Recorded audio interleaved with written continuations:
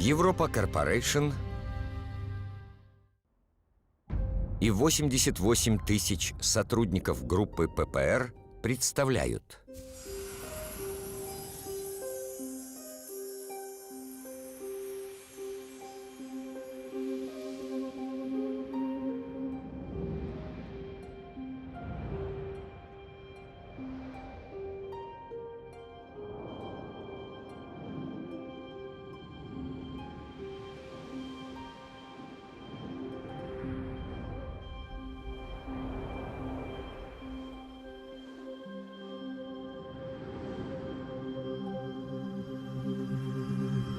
«Дом».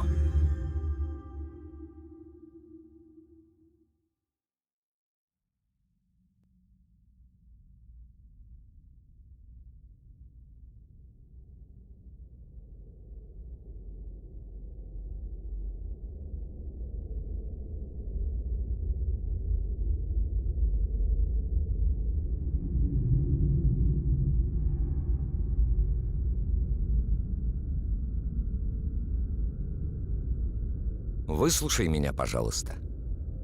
Ты ведь, как и я, Homo sapiens, человек разумный. Жизнь — это вселенское чудо, появилась почти 4 миллиарда лет тому назад, а нам, людям, всего лишь 200 тысяч лет. Однако мы уже успели нарушить такое необходимое для жизни равновесие. Выслушай эту историю. Ты ведь один из ее героев, а затем решай, как тебе дальше жить.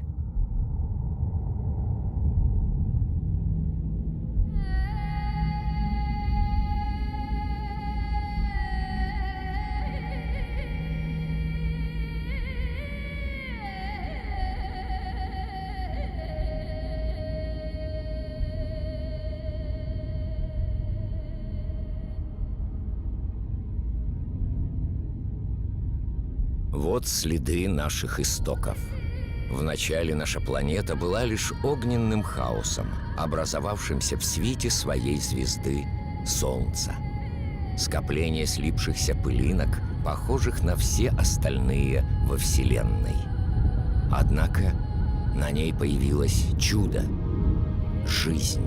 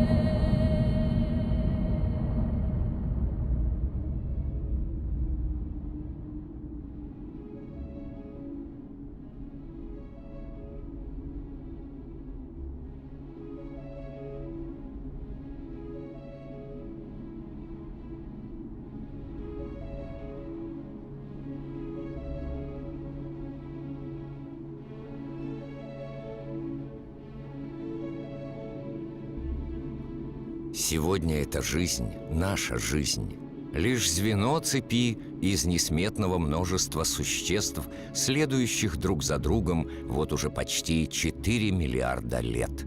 До сих пор вулканы продолжают формировать наши ландшафты. Благодаря им мы видим, какой была Земля после рождения. Из глубин всплывала каменная магма, затем остывала, покрывалась трещинами, вздувалась или же расстилалась тонкой коркой, угасая на некоторое время.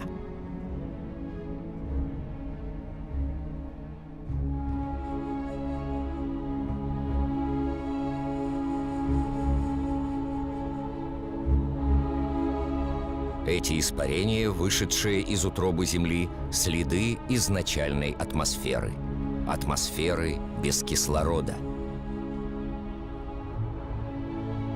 Атмосферы густой, наполненной углеродом и водяным паром. Настоящее пекло.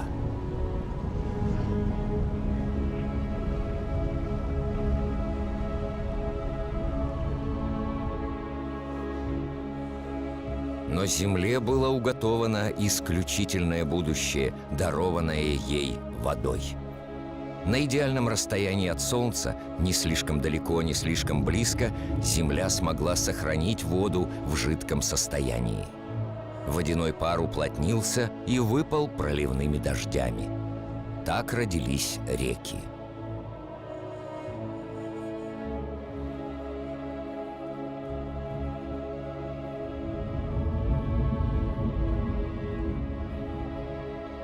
Реки бороздят земную поверхность, чертят в ней свои русла, роют долины. Они потекли к самым низким местам на планете и создали океаны. Они вымыли из камня минералы, и понемногу пресная вода океанов стала соленой.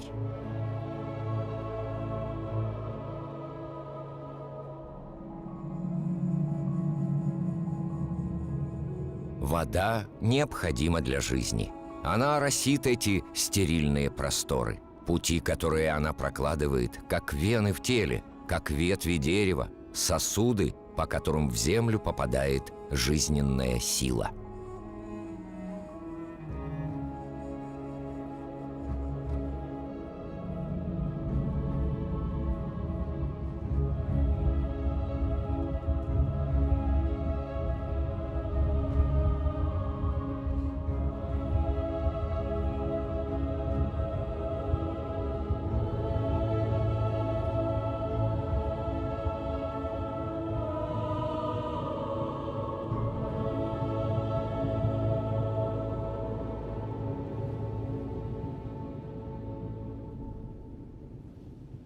Почти 4 миллиарда лет спустя где-то на Земле еще существуют эти шедевры, созданные пеплом вулканов и водой исландских ледников.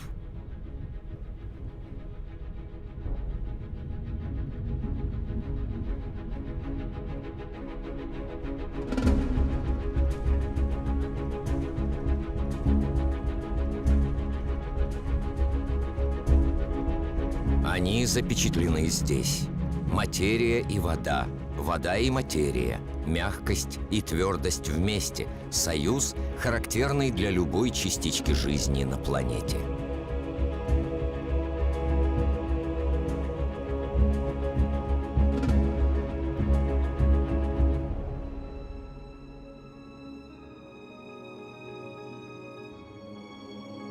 Минералы и металлы древнее самой Земли. Они родились из звездной пыли. Именно они дают Земле ее цвета.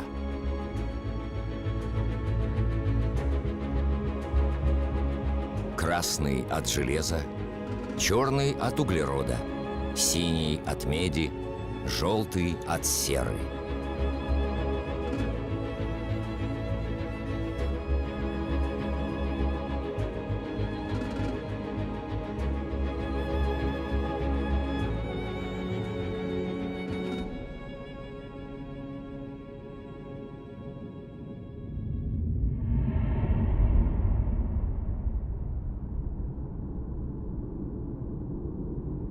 А откуда взялись мы? Где зажглась первая искорка жизни? Неподвластные времени, примитивные формы жизни все еще существуют в горячих источниках планеты. Именно они дают такие цвета. Их называют архебактериями.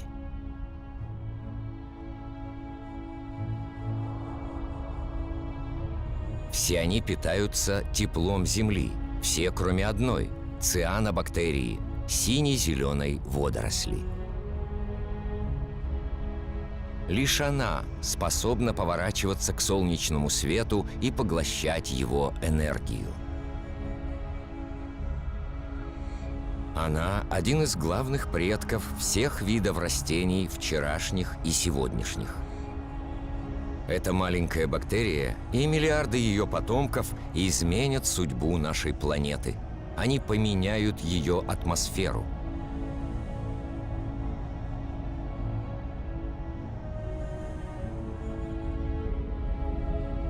Но куда же делся углерод, отравляющий небо? Он все еще здесь, но он заточен в скальных породах, покрывающих Землю.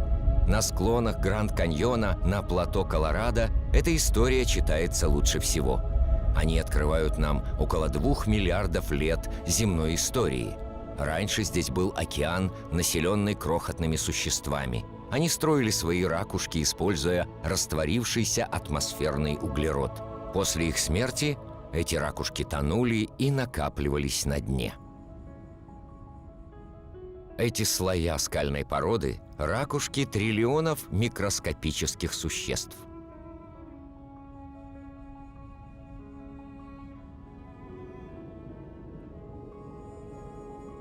Благодаря им углерод исчез из атмосферы, и смогла зародиться другая жизнь.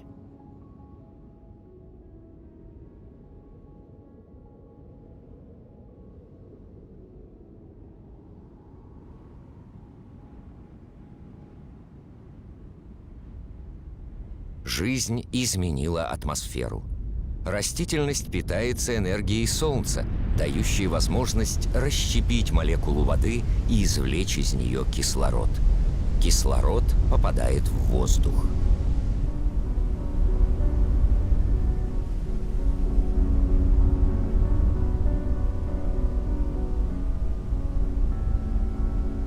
Круговорот воды на Земле в вечном движении. Она падает, испаряется, образует тучи, дожди, источники, речушки, реки, моря, океаны, ледники. Этот цикл непрерывен. На Земле все время одно и то же количество воды. Эту воду пили все виды, которые сменяли друг друга. Вода – невероятное существо, одно из самых нестабильных. Она принимает жидкую форму, газообразную форму водяного пара или твердую форму льда.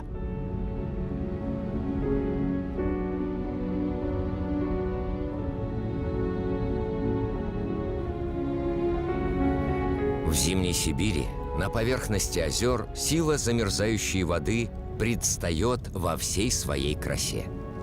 Более легкий, чем вода, лед не тонет и плавает на поверхности. Он образует слой, который защищает от холода, под которым продолжается жизнь.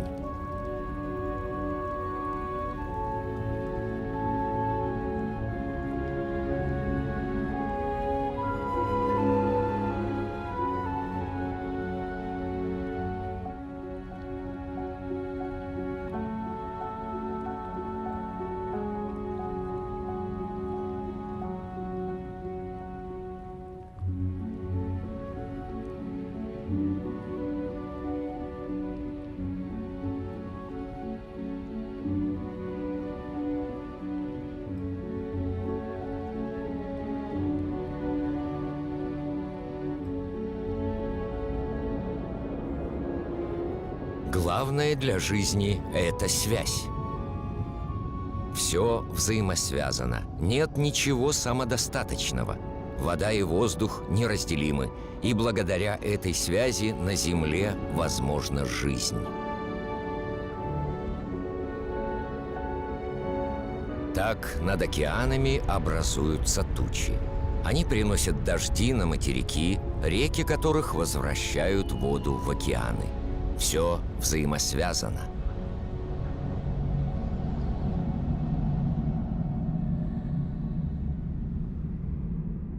Это далекое зеленое пятно, видимое сквозь разрыв туч, источник кислорода. 70% этого газа, необходимого для наших легких, вырабатывается водорослями, которые красят поверхность океанов. Земля зиждется на равновесии, где всему есть свое место, и существование одного невозможно без другого. Это равновесие, текущее и хрупкое, может быть очень легко нарушено. Так от симбиоза водоросли и ракушки рождаются кораллы. Большой барьерный риф у берегов Австралии, раскинувшийся более чем на 350 тысяч квадратных километров, стал домом для более чем 1500 видов рыб, 4000 видов моллюсков и около 400 видов кораллов. От этих кораллов зависит равновесие всех океанов.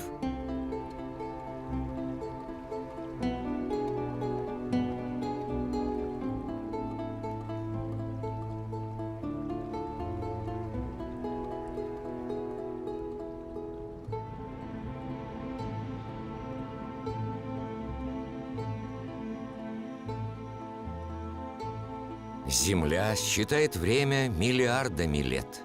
Ей понадобилось свыше 4 миллиардов лет, чтобы создать дерево. В видовой цепочке дерево является шедевром, живой, идеальной скульптурой. Оно бросает вызов силе тяжести. Это единственная форма жизни, постоянно стремящаяся к небу. Дерево неспешно тянется к свету, которым питается его листва.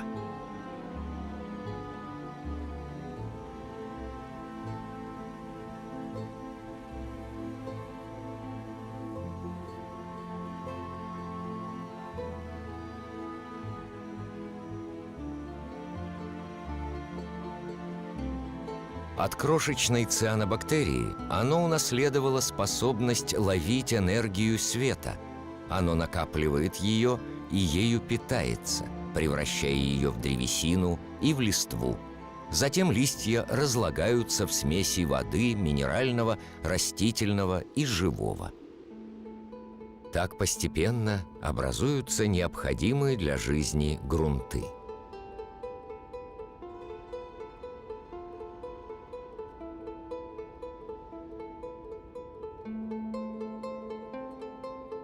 Грунты являются фабриками биоразнообразия, мирами нескончаемой активности, в которых микроорганизмы питаются, разрыхляют, аэрируют и преобразуют.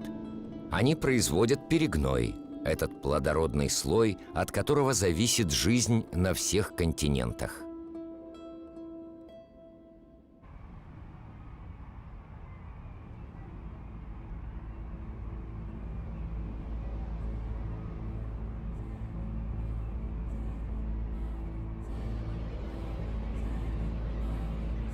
Что мы знаем о жизни на Земле?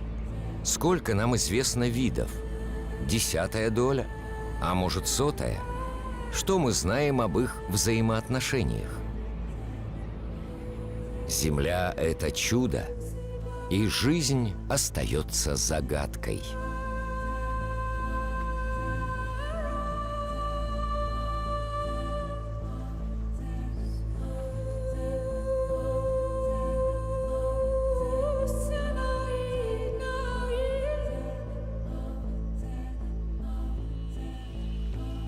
Были образованы семейства животных, сплоченные обычаями и ритуалами, существующими до сих пор.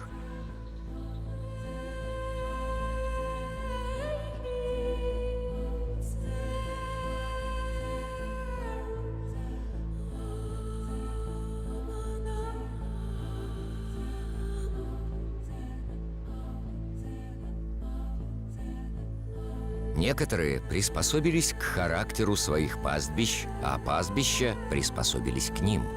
Каждый находит здесь все необходимое. Животные утоляют голод, деревья пускают почки.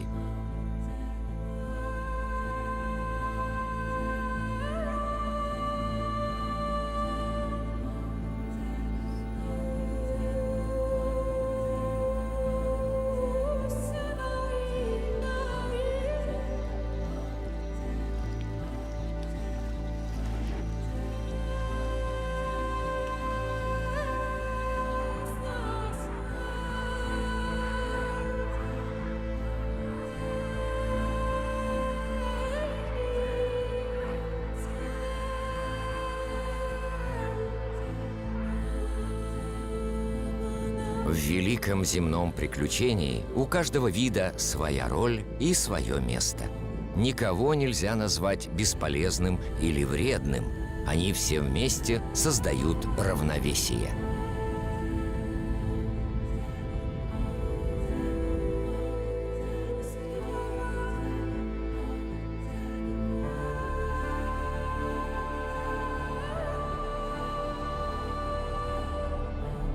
И вот ты, да, ты, Homo sapiens, человек разумный, появляешься в этой истории.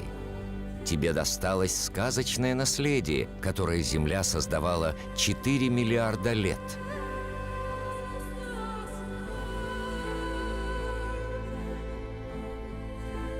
Тебе лишь 200 тысяч лет, но ты изменил внешность планеты. Несмотря на свою уязвимость, ты покорил все пространства, завладел огромными территориями. Ни одному виду живых существ не удавалось сделать такого.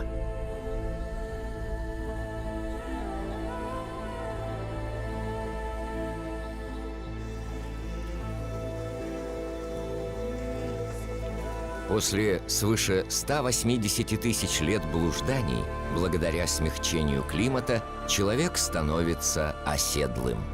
Чтобы выжить, он больше не зависит от одной лишь охоты. Своим домом он выбирает влажные регионы, в которых изобилуют рыба, дичь и дикие растения, там, где встречаются земля, жизнь и вода.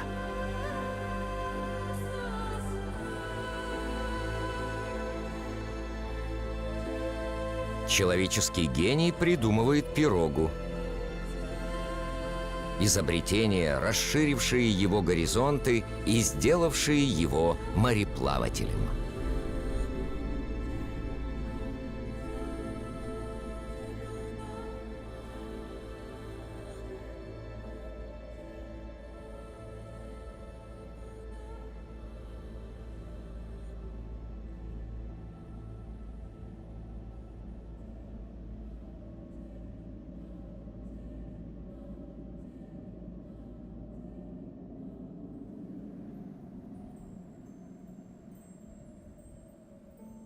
Даже сегодня большая часть человечества живет вдоль морского побережья и берегов рек, речушек и озер.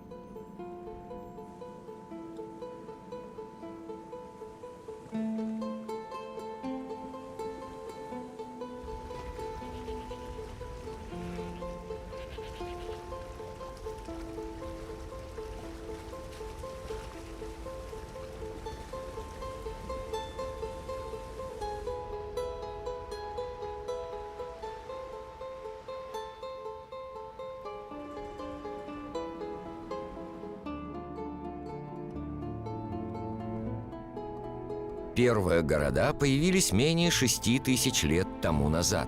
Это стало скачком в истории человечества. Зачем были нужны города? Потому что людям в них было удобнее обороняться. В городах они общались, собирались, передавали знания и умения, перемешивались со всеми своими сходствами и различиями.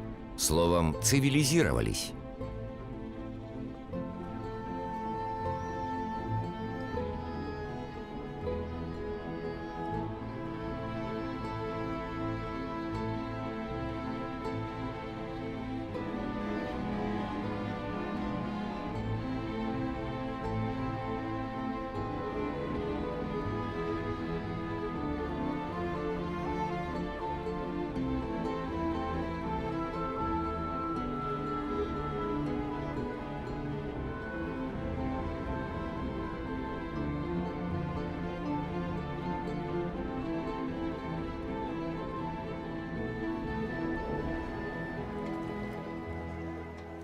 Но энергия, которой в те времена располагал человек, сводилась к силе его рук и силам, даримым ему природой.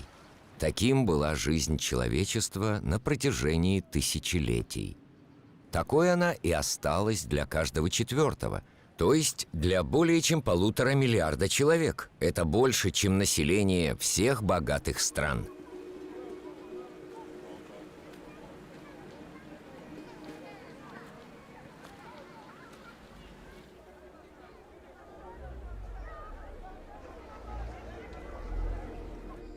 Брать у Земли лишь самое необходимое. Равновесие между человеком и планетой сохранялось долго. Долгое время казалось, что экономика и природа смогут ужиться, что у каждого будет свое гармоничное место.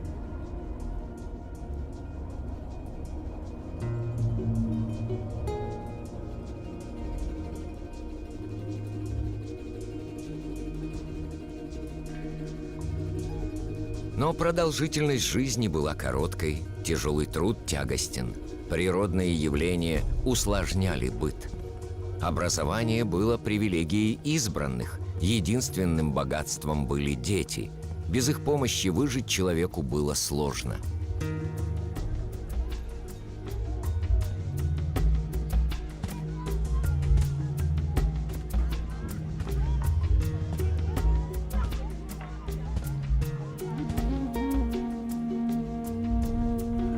Земля давала человеку пищу, одежду и все необходимое для его повседневных нужд.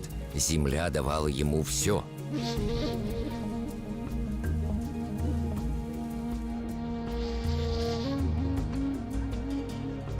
Города изменили саму суть человека, а также его судьбу. Земледелец стал ремесленником, торговцем или корабейником. То, что крестьянин брал у земли, горожанин покупает, продает или выменивает. Начинается оборот товаров и идей.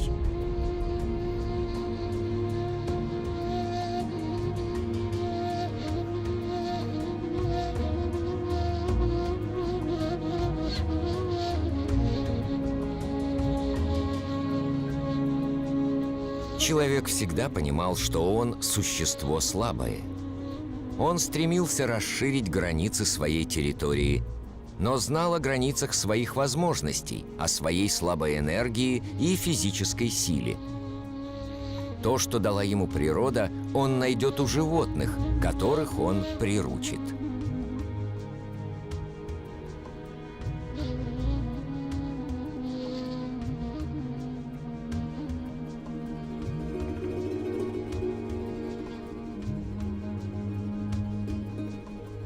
Скоро станет ясно, что для покорения мира нужно все больше и больше пищи. Изобретение сельского хозяйства кардинально изменит будущее этого представителя животного мира, который раньше был собирателем. Сельское хозяйство стало переворотом в истории человечества. Это первая большая революция, произведенная человеком. Появившееся всего 8 тысяч или 10 тысяч лет тому назад, оно изменит его отношение с природой. Положив конец непостоянству охоты и собирательства, сельское хозяйство даст первые излишки продукции и даст возможность появлению городов и цивилизаций. Человек одомашнивает диких животных и начинает приручать растения, начав, наконец, извлекать из них максимум пользы. Тысячелетние воспоминания о собирательстве диких растений сотрутся из памяти. Зерновые культуры станут основой его питания. Человек научится сочетать их с условиями местности и климата и выращивать все более многочисленные сорта злаков.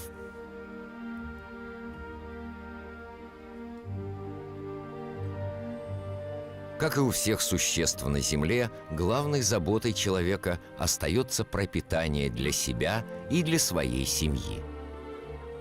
Когда почва менее щедра, а вода скудна, человеческий гений показывает чудеса изобретательности, оставляя на бесплодных землях следы своего упорного труда.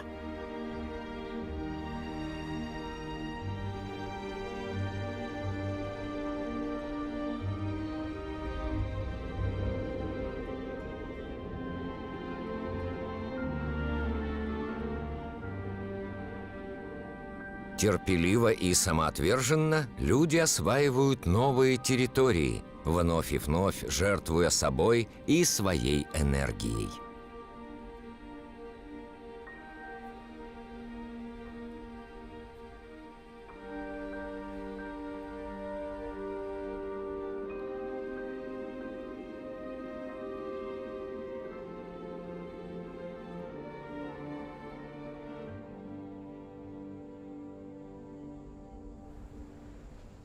До сих пор сельское хозяйство остается главным ремеслом человека. Половина жителей Земли продолжают обрабатывать землю. 3/4 из них делают это вручную. Сельское хозяйство как традиция, передаваемая из поколения в поколение, в поте лица, в труде, в старании. Ведь оно остается главным условием выживания человека. Энергия, которую человек возделывает силой своих рук, выходит одним прекрасным днем ростками из-под земли.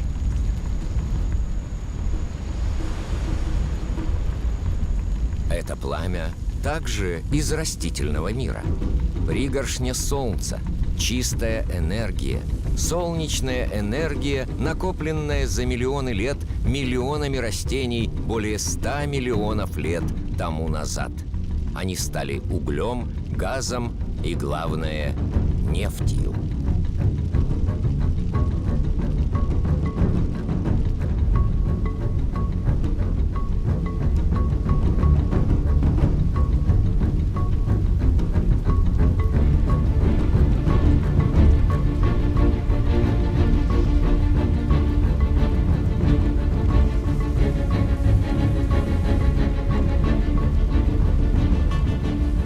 Эта пригоршня солнца освободила нас от многих трудов. С появлением нефти пришло время человека, высвободившего время. С появлением нефти жизнь некоторых из нас стала комфортнее, чем когда-либо раньше. За 50 лет мы изменили Землю быстрее, чем все человечество до нас.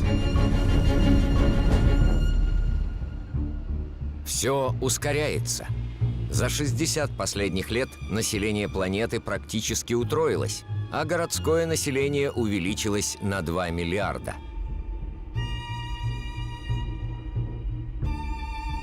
Все ускоряется.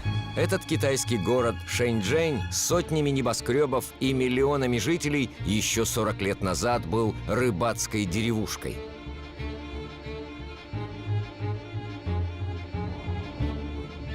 Все ускоряется. В Шанхае за 20 лет было возведено 3000 небоскребов. И еще сотни и сотни продолжают строиться.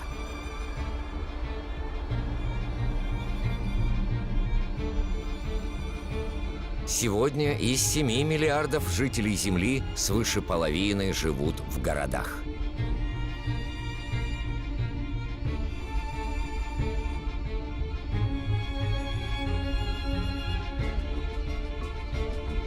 Нью-Йорк, главный мегаполис мира, стал символом эксплуатации всех энергий, дарованных Землей человеческому гению. К силе рук миллионов мигрантов добавилась энергия угля и мощь нефти.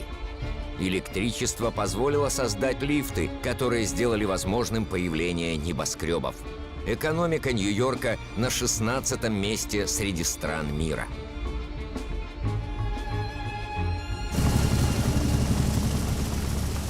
Америка стала первой, кто стал разрабатывать и использовать эту новую чудесную энергию черного золота.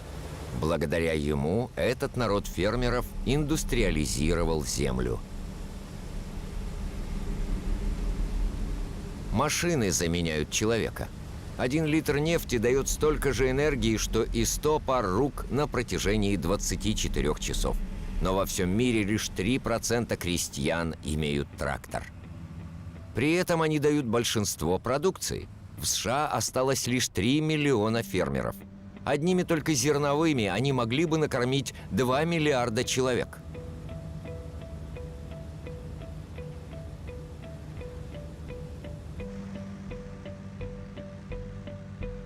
Но здесь, как и во всех развитых странах, зерновые идут в основном на корм скоту и на биотопливо.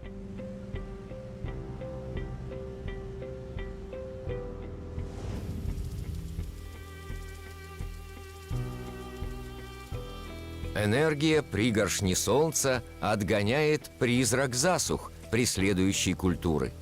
Ни одному источнику не скрыться от сельского хозяйства, на которое идет 70% воды, потребляемой человечеством. В природе все взаимосвязано. Увеличение сельскохозяйственных площадей и монокультур привлекает все больше и больше паразитов. Пестициды – еще один подарок нефтехимии, их убивают.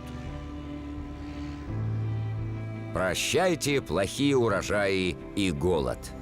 Производится столько продуктов, что теперь нужно куда-то девать излишки.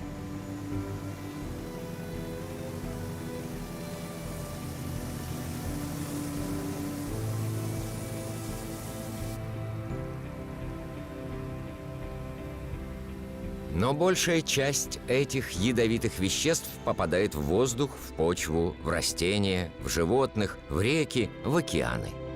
Они проникают внутрь клеток, похожих на их материнские клетки. Может ли общность корней всего живого стать опасностью для человека, затеявшего все из-за боязни голода? Эти фермеры, защищенные желтыми комбинезонами, знают ответ.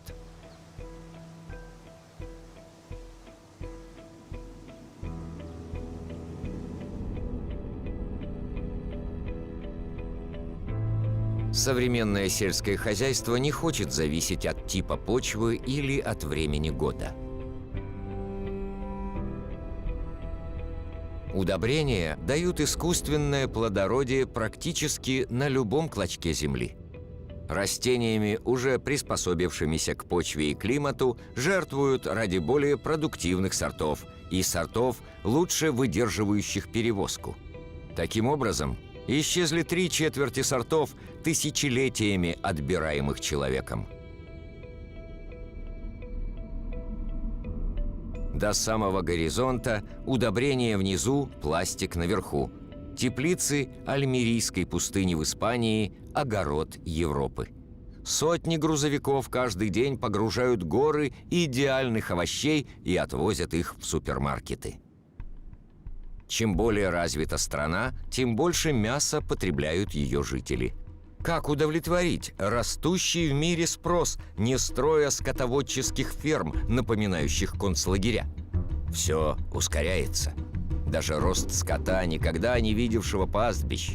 Производство мяса ускоряется так, что животное превратилось в банальный продукт.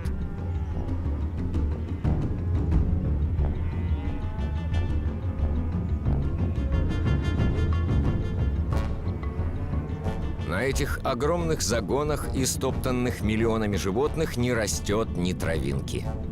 Сотни грузовиков съезжаются со всей страны и привозят тонны зерновых, сои и гранулята, которые становятся затем тоннами мяса.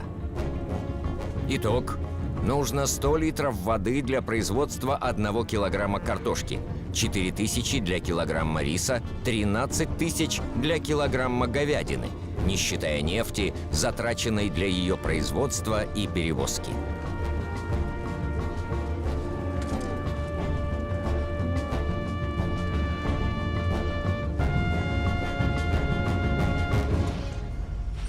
Наше сельское хозяйство завязано на нефти. Оно позволило прокормить вдвое больше человек, но пожертвовало разнообразием ради стандартизации. Многим из нас оно принесло непредвиденный комфорт, но сделало нашу жизнь полностью зависимой от нефти. Вот новая единица измерения нашего времени. Куранты нашего мира бьют теперь в ритм этих неутомимых машин, опустошающих пригоршни солнца. Их нормальный ритм нас успокаивает, а их малейшая икота приводит нас в смятение. Вся планета слушает этот шум, под который растут наши надежды и наши иллюзии. Они умножаются вместе с нашими потребностями, нашими ненасытными желаниями и нашим расточительством. Мы знаем, что конец дешевой нефти уже близок, но мы не хотим в это верить. Для многих из нас американская мечта воплощается в названии города-символа Лос-Анджелеса. В этом городе, растянувшемся более чем на 100 километров, количество автомобилей почти сравнялось с количеством жителей.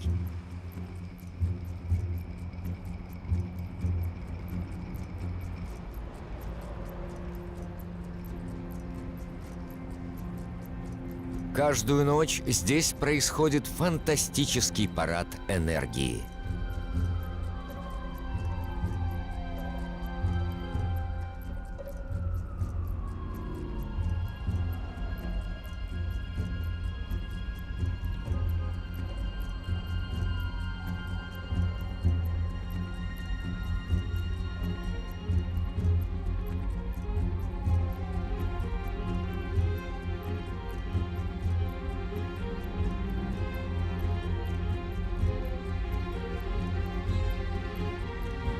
Дни здесь мне кажутся лишь бледным отражением ночей, которые превращают город в звездный небосвод. Все ускоряется. Расстояния теперь измеряются не в милях, а в минутах. Благодаря автомобилю новые пригороды живут по принципу «каждый сам по себе», на приличном расстоянии от удушья центров. Их чопорные особнячки нанизаны на спицы тупиковых улиц. Эта модель счастливой страны стала всеобщей мечтой, распространяемой всеми телевизорами мира. Даже здесь, в Пекине, она клонируется, дублируется, размножается стандартными особняками, заменившими пагоды.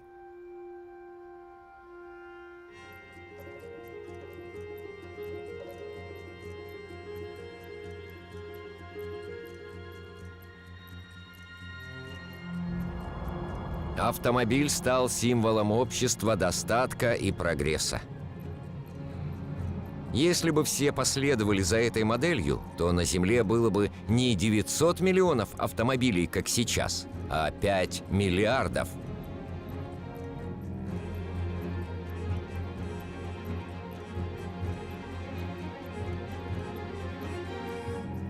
Все ускоряется.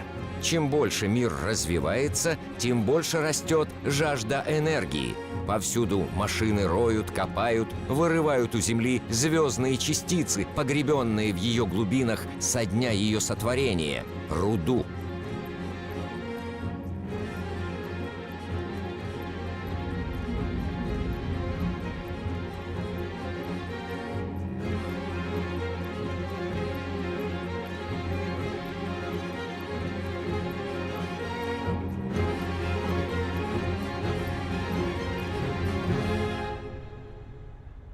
За 20 следующих лет количество руды, добытой из Земли, превысит количество, добытое за всю историю человечества. Сильные имеют привилегию. 80% этого подземного богатства потребляются 20% населения мира.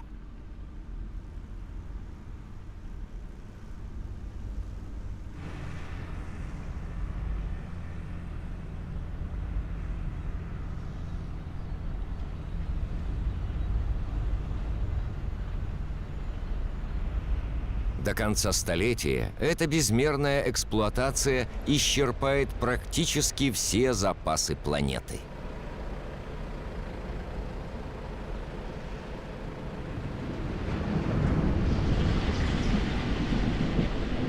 Все ускоряется.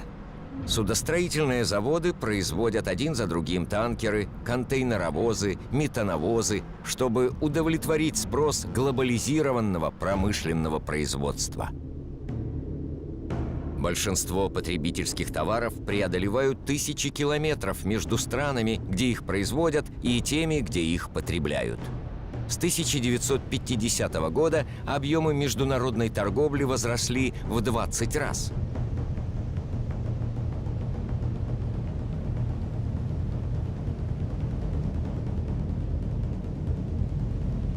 %90 товарообмена идут морским путем. Каждый год перевозятся 500 миллионов контейнеров. Они поступают в мировые центры потребления, такие как Дубай. Дубай – одна из крупнейших строек мира. В этой стране невозможное становится возможным. Например, создание искусственных островов.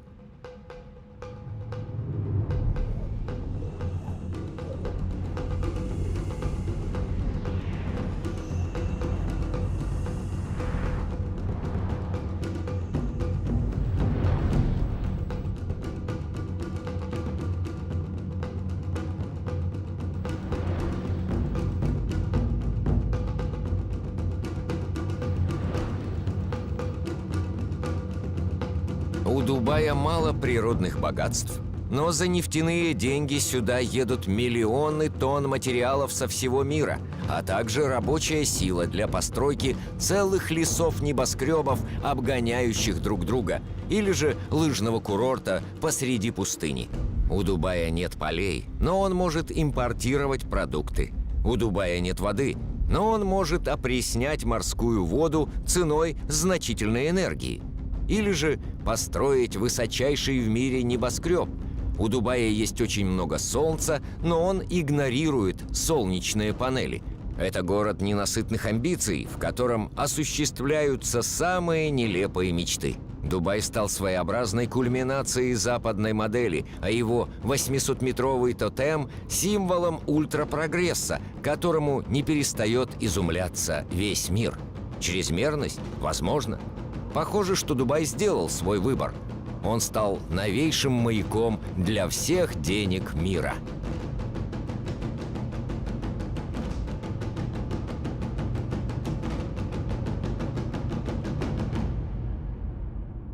Ничто так недалеко от природы, как Дубай. И в то же время ничто так не зависит от природы. Этот город лишь следовал модели богатых стран. Мы не осознали, что мы истощаем то, что дарует нам природа.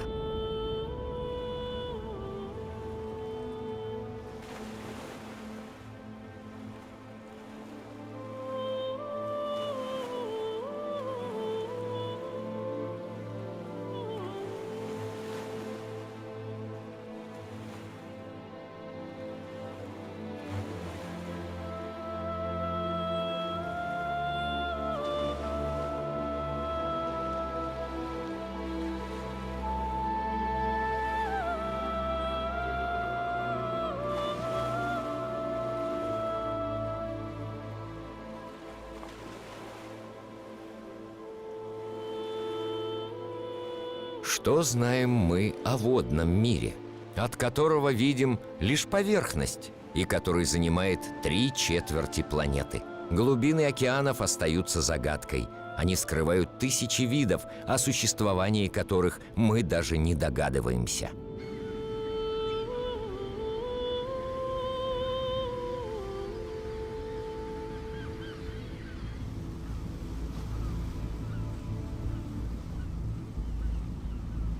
С 1950 года вылов рыбного промысла увеличился от 18 до 100 миллионов тонн в год, то есть в 5 раз. Тысячи плавучих рыбзаводов опустошают океаны.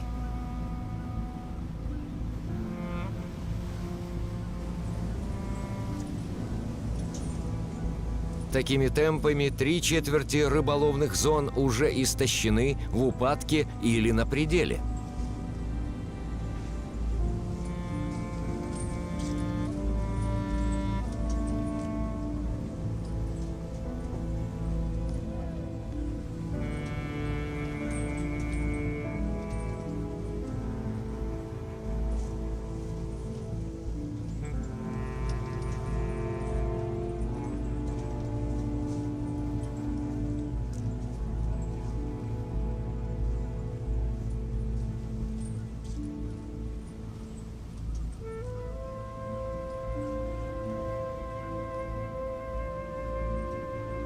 Большая часть рыб исчезла, не успевая размножаться. Мы ломаем цикл дарованных нам жизней.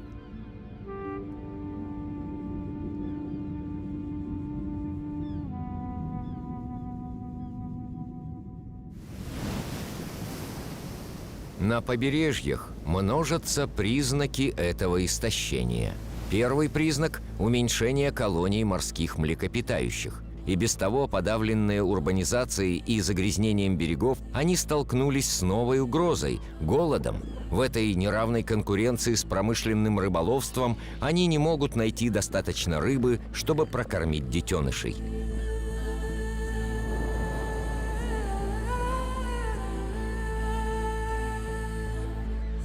Второй признак – морским птицам приходится пролетать все большее расстояние, чтобы добывать себе пищу.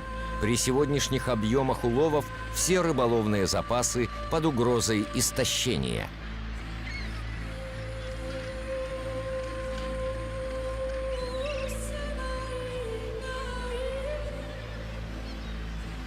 В Дакаре традиционное рыболовство процветало, но сегодня рыбы все меньше.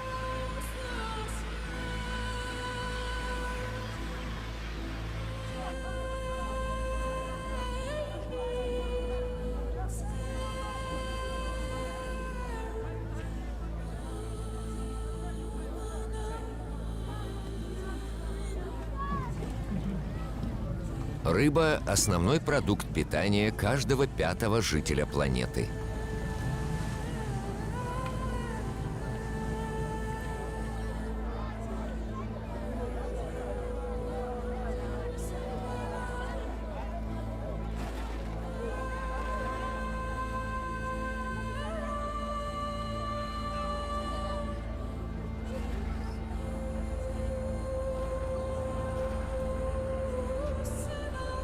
Может, вообразим невообразимое?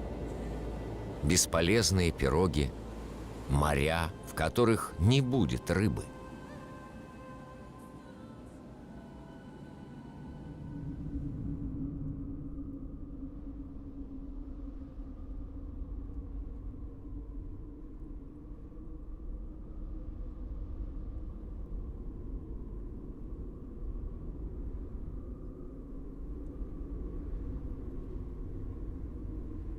Мы забыли о том, что запасы не бесконечны. 500 миллионов человек живут в пустынных районах Земли. Это больше, чем все население Европы. Они знают цену воды и умеют экономно ее использовать. Здесь они зависят от источников ископаемой воды, накопившейся в грунте, когда в этих пустынях еще шел дождь. Этой воде 25 тысяч лет.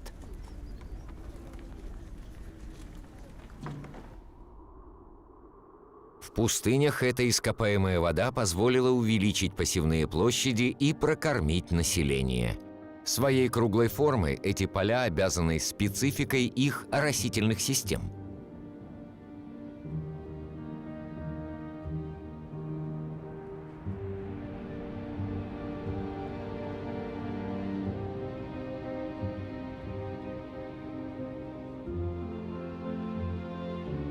Но все имеет свою цену. Эта ископаемая вода практически невозобновляема.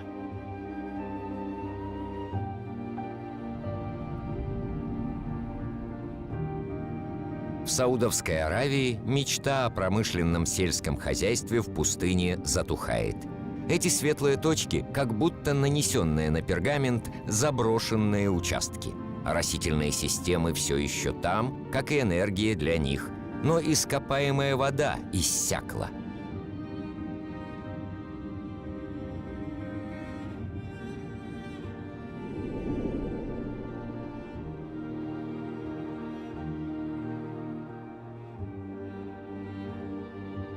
Израиль превратил пустыню в сельскохозяйственную страну. И даже если целые поля теплиц орошаются сегодня капельной системой, потребность в воде постоянно возрастает с ростом количества ферм.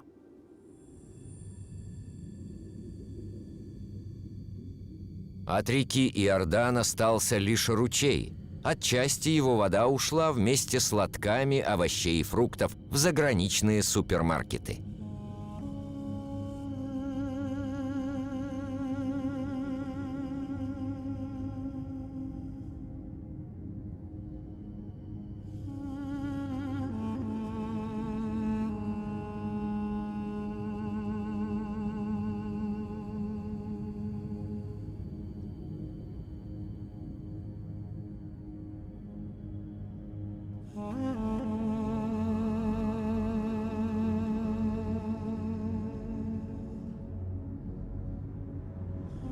Участь Иордана не исключение. Каждая 10-я крупная река планеты несколько месяцев в году больше не достигает моря.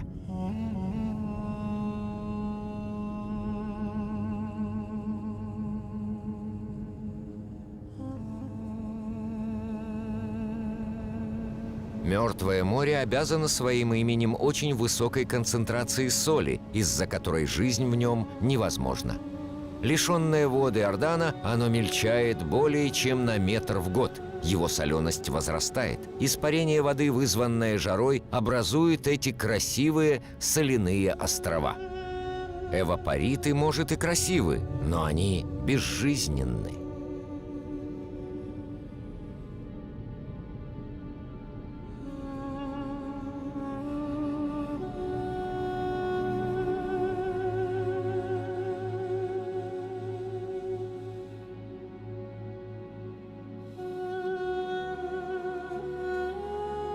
В Индии, в Раджастане, город Уйдапур – водное чудо. Его основание стало возможным благодаря водохранилищу и канализационной системе, образующим искусственное озеро. Для его создателей вода была настолько ценной, что они воздвигли в ее честь дворец.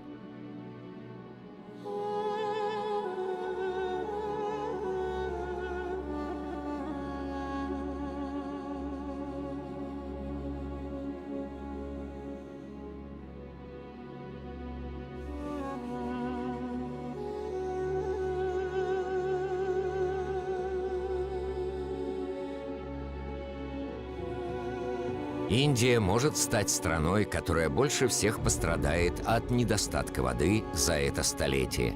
Активнейшая ирригация позволила прокормить растущее население, и за 50 лет в стране был вырыт 21 миллион колодцев. У этой победы над голодом есть обратная сторона. Во многих регионах страны уровень подземных вод опускается все больше.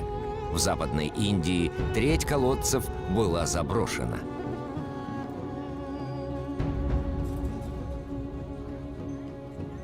Грунтовые воды высыхают.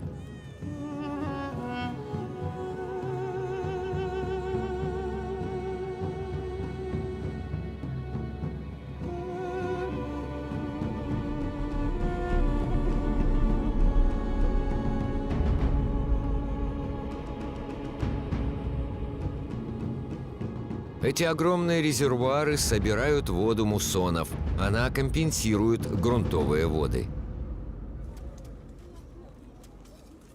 Во время сухого сезона деревенские женщины выкапывают их вручную.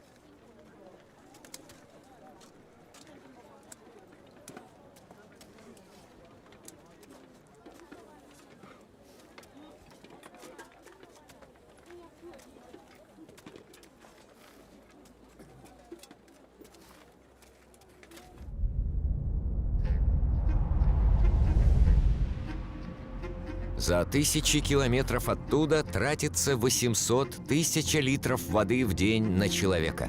Лас-Вегас был возведен посреди пустыни. Здесь живут миллионы человек, а тысячи других приезжают сюда каждый месяц. Жители Лас-Вегаса – одни из самых крупных потребителей воды в мире.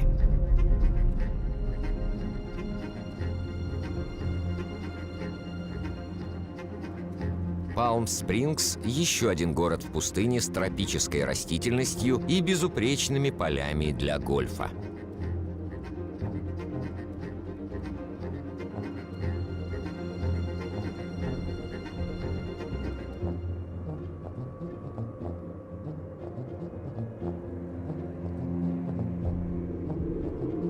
Сколько еще времени может продолжаться этот мираж?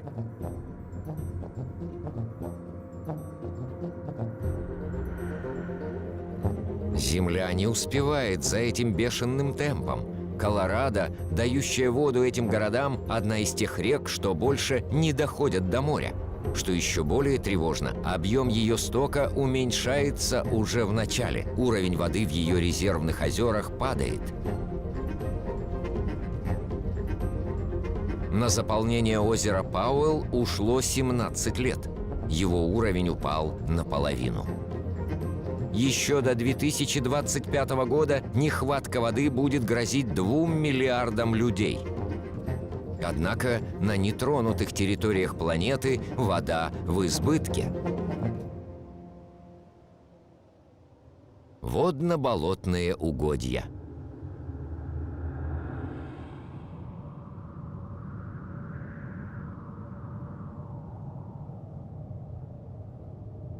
Они играют важнейшую роль для жизни на Земле.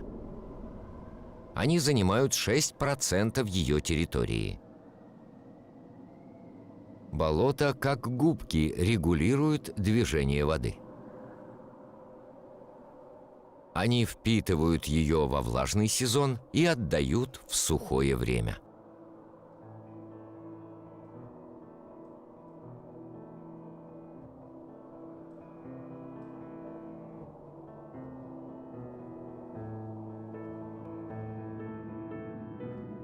Воды спускаются с горных вершин. Они приносят с собой семена пройденных ими земель. Из этого единения рождается уникальный пейзаж, когда разнообразие видов сравнимо лишь с их богатством. Под этими тихими водами прячется настоящая фабрика, в которой сплоченные команды местных жителей потихоньку фильтруют воду, переваривая источники загрязнения. Болота имеют первостепенное значение для регенерации и очищения воды.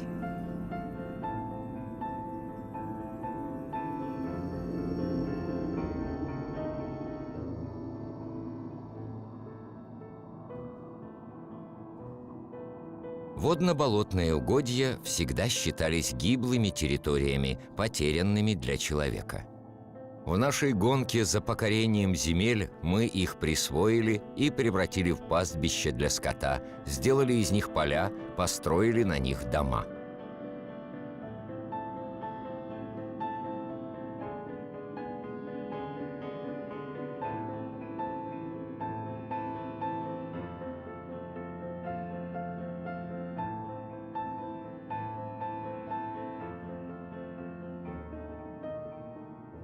В прошлом столетии была осушена половина болот планеты.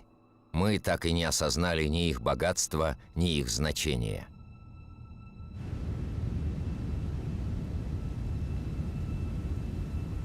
Все живет, все взаимосвязано. Вода, воздух, почва, деревья. Вся магия мира проплывает у нас перед глазами.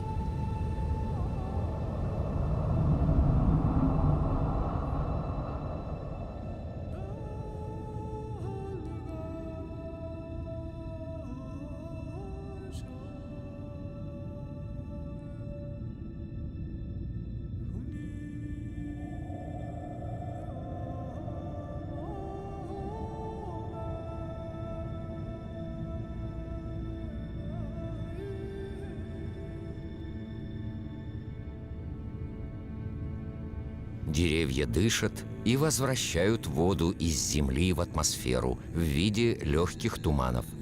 Они образуют покров, что смягчает неистовство дождей и защищает почву от эрозии.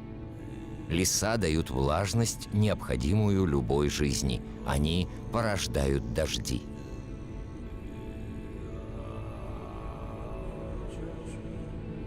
Леса накапливают углерод. В них его содержится больше, чем во всей атмосфере Земли. Они – один из краеугольных камней климатического равновесия, от которого зависим все мы.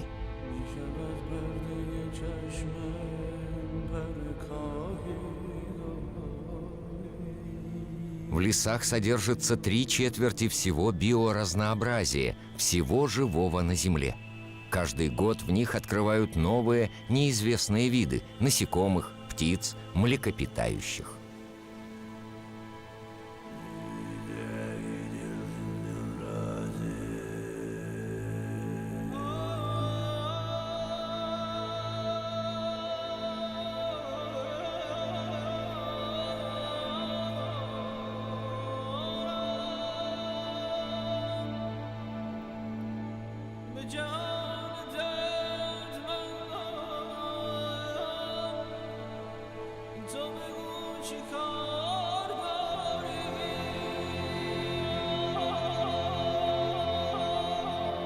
Леса дают нам лекарства от наших болезней. Вещества, выделяемые растениями, легко распознаются нашим организмом. Их клетки и наши понимают друг друга. Мы с ними одной крови.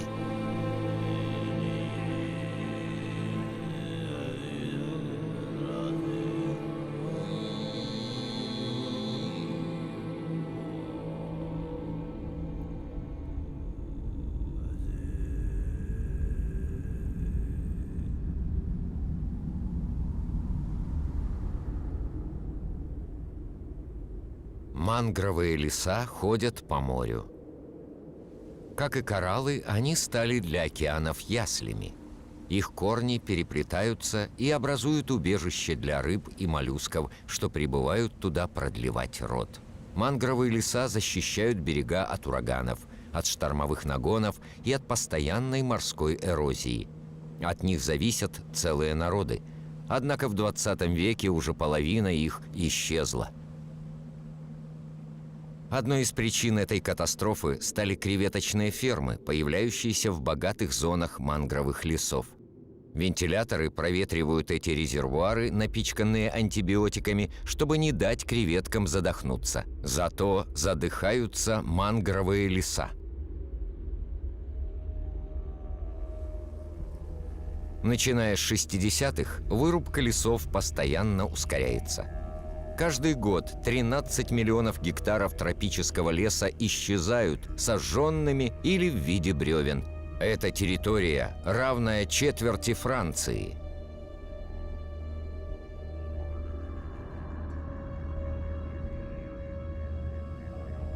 Самый большой лес планеты, Амазония, уже потерял 1/5 часть своей площади. Вместо лесов появляются соевые поля. 95% этой сои уйдет на корм скоту и птице в Европе и Азии.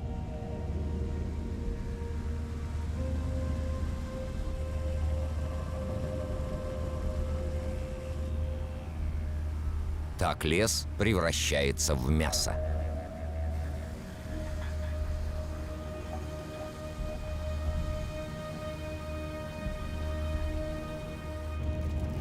Во время пожаров леса и их почва выделяют огромное количество углерода.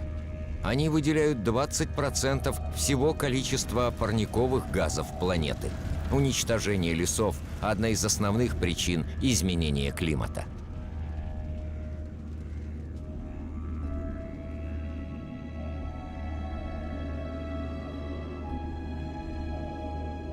Тысячи видов исчезают навсегда. Вместе с ними исчезают звенья длинной цепи эволюции. Все усилия, породившие их жизни, пропадают навеки.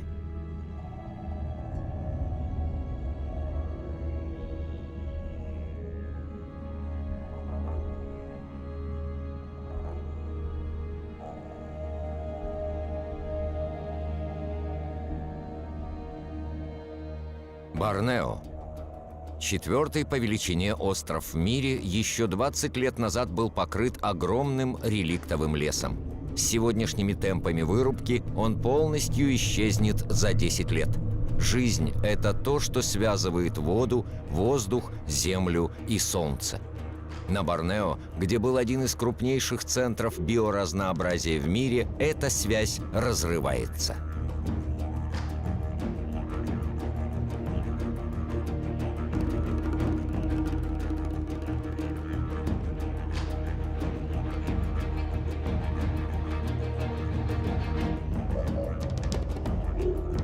Причина этой катастрофы в том, что власти Борнео решили производить пальмовое масло, наиболее потребляемое растительное масло в мире. Большая его часть идет на удовлетворение нашего растущего спроса, на продукты питания, а также на косметику и моющие средства, ну и все больше на биотопливо. Разнообразием леса жертвуют ради одного вида – масличной пальмы. Монокультура – это просто, продуктивно и быстро. А местному населению этот бизнес дает рабочие места.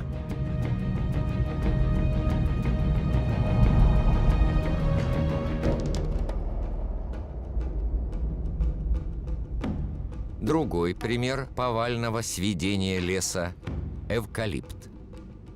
Из него делают древесную массу для производства бумаги. Производство множится с ростом спроса на бумагу. Эксплуатация увеличилась в 5 раз за 50 лет. Монокультура деревьев прогрессирует, но монокультура – это не лес. В ней очень мало разнообразия. Одним лесом не заменить другой лес.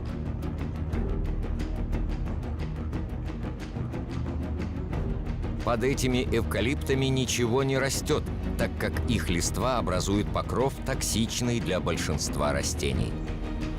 Они растут быстро, но они истощают водные запасы.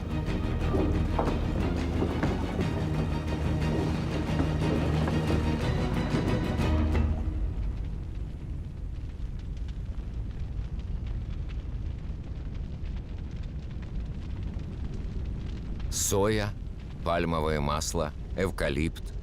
Сведение леса уничтожает главное для производства поверхностного. Но в других местах лес вырубают ради выживания.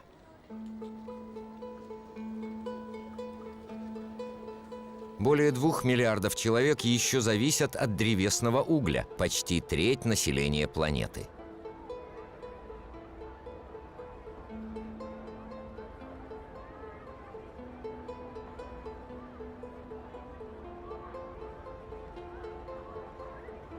На Гаити, одной из беднейших стран мира, древесный уголь – один из главных потребительских товаров. Гаити – жемчужина Антилл.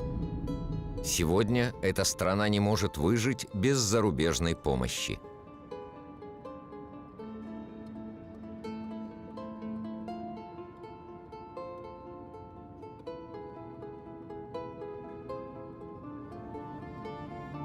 На холмах Гаити осталось лишь 2% лесов.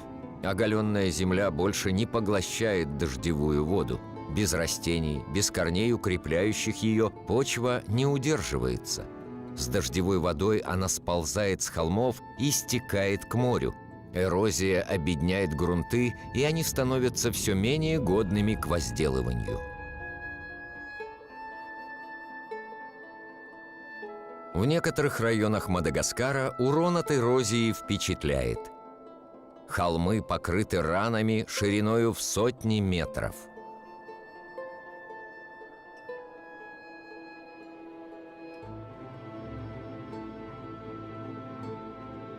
Почва – это детище жизни, слабое и хрупкое.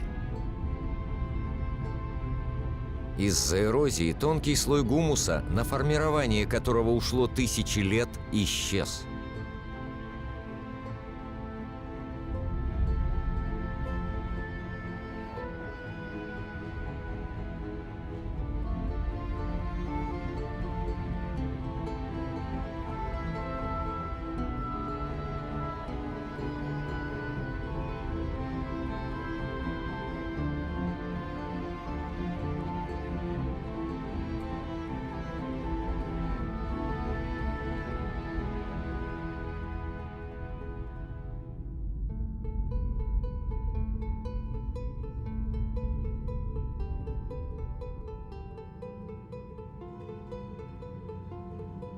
Вот одна из гипотез истории острова Пасхи.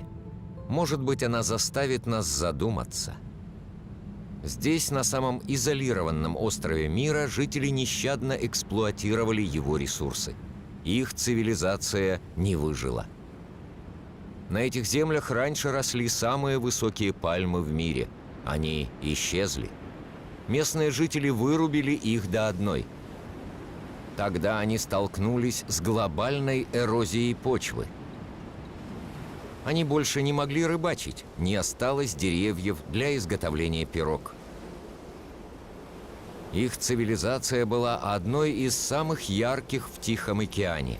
Умелые земледельцы, скульпторы, отличные мореплаватели. Они попали в капкан перенаселения и истощения ресурсов.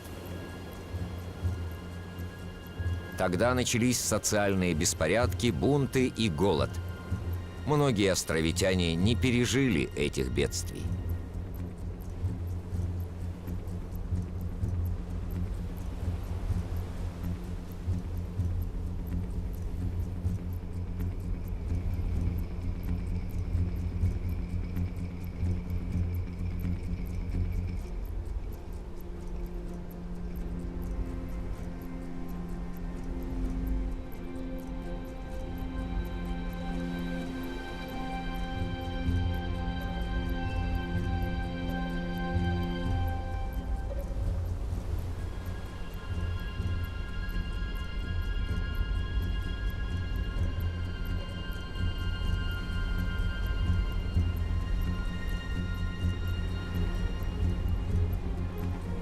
Истинная загадка острова Пасхи – это не понять, как туда попали его удивительные статуи, это мы уже знаем, а понять, почему его жители вовремя не среагировали.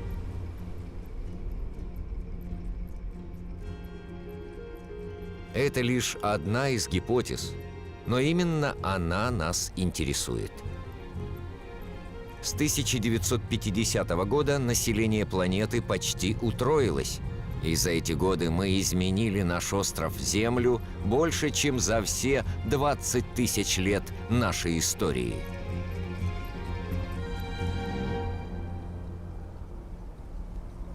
Нигерия – крупнейший разработчик нефти на африканском континенте.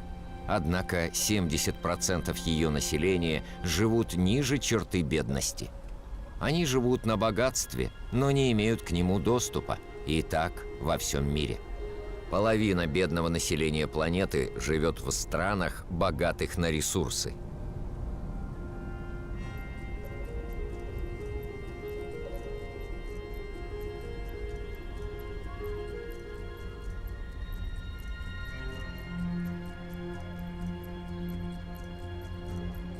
Наш путь развития ушел далеко от своих обещаний. За 50 лет пропасть между бедными и богатыми увеличилась как никогда. Сегодня половина мировых богатств принадлежит 2% богачей.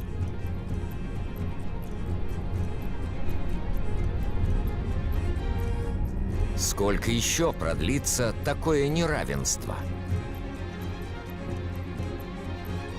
Эти различия провоцируют перемещение населения, масштабы которых мы еще не вполне осознаем.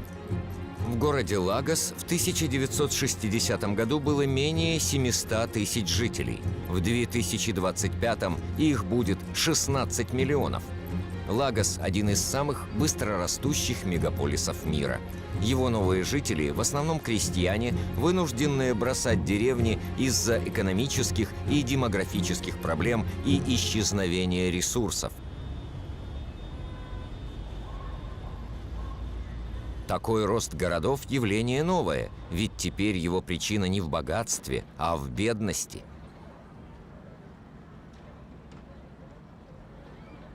Каждую неделю городское население планеты увеличивается на 1 миллион.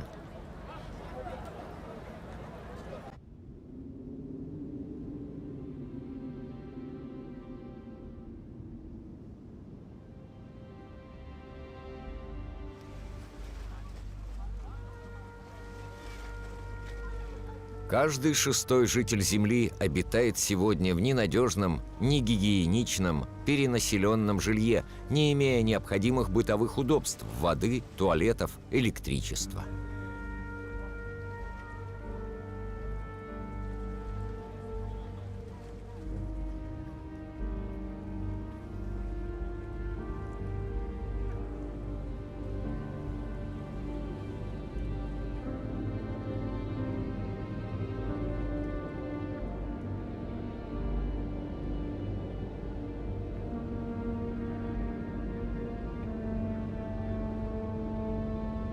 Снова свирепствует голод. Сегодня от него страдают около 1 миллиарда человек.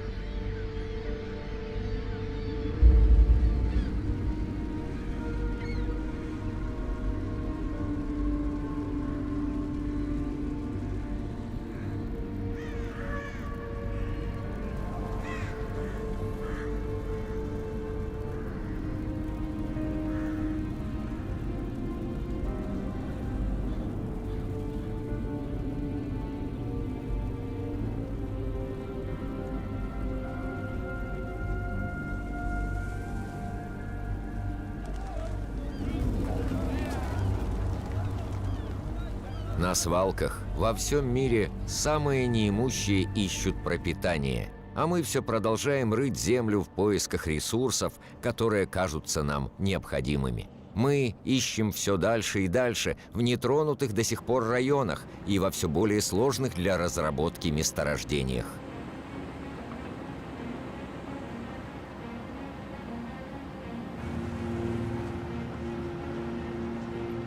Мы не меняем нашу модель. Нам может грозить нехватка жидкой нефти? Тогда мы будем добывать нефть в битумных песках Канады. Крупнейшие в мире грузовики перевозят тысячи тонн песка. Мы перемешиваем, нагреваем, декантируем, тратим миллионы кубометров воды для отделения битума от песка. Расходы энергии колоссальны, загрязнение катастрофично. Как будто нет более срочного дела, чем добыть всю нефть на планете.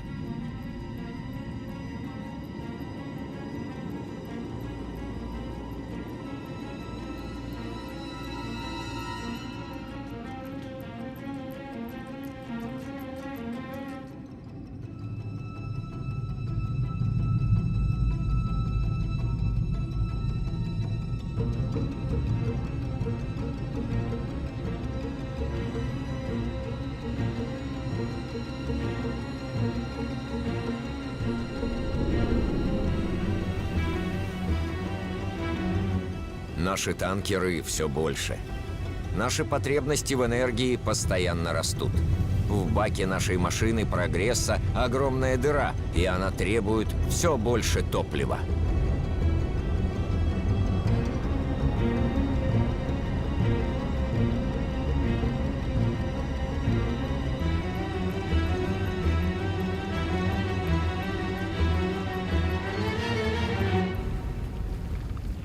Все вертится вокруг углерода, который превращал атмосферу в пекло и который природа поглощала миллионы лет, позволяя жизни развиваться. Мы же за несколько десятилетий выбрасываем большую его часть. Атмосфера нагревается. Увидеть корабль в этом месте еще несколько лет тому назад было бы невозможно. Транспорт, промышленность, исчезновение лесов, сельское хозяйство. Мы выбрасываем огромные объемы углекислого газа. Абсолютно не осознавая, что молекула за молекулой мы нарушили климатическое равновесие на Земле.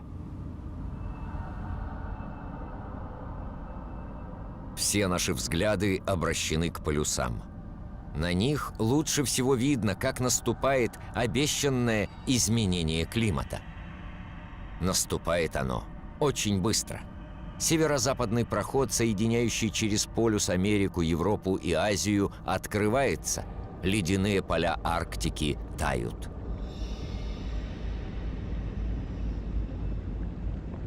В результате потепления за 40 лет толщина льда уменьшилась на 40%. Каждым летом уменьшается и его площадь. К 2030 году лед там может исчезнуть. Некоторые говорят и о 2015. Вскоре в этих водах не будет льда несколько месяцев в году.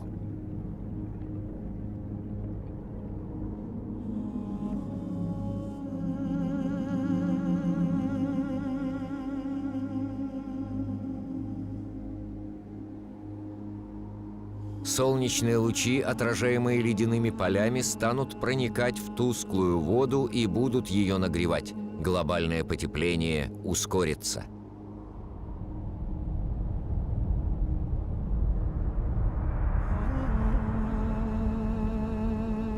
В этих льдах хранятся архивы климата Земли. Такой концентрации углекислого газа на Земле не было вот уже много сотен миллионов лет. В такой атмосфере человек еще никогда не жил.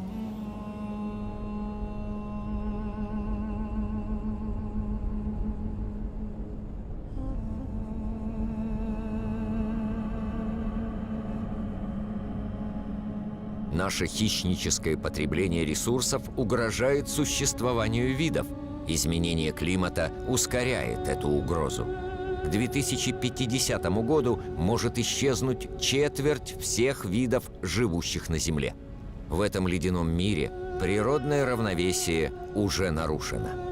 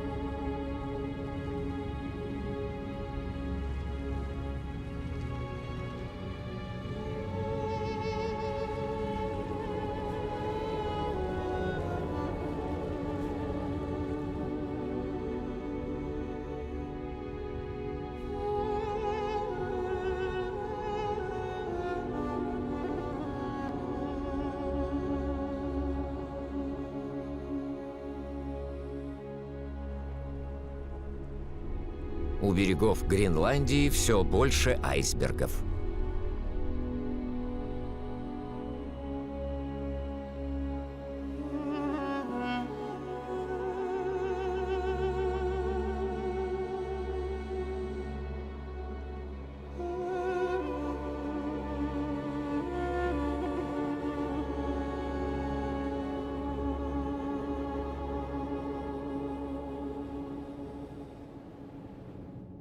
Вокруг Северного полюса площадь ледяного покрова уменьшилась на 30% за 30 лет. Но из-за ускоренного потепления Гренландии пресная вода целого континента будет попадать в океан. В ледниках Гренландии хранится 20% пресной воды планеты. Их таяние может поднять уровень моря на 7 метров.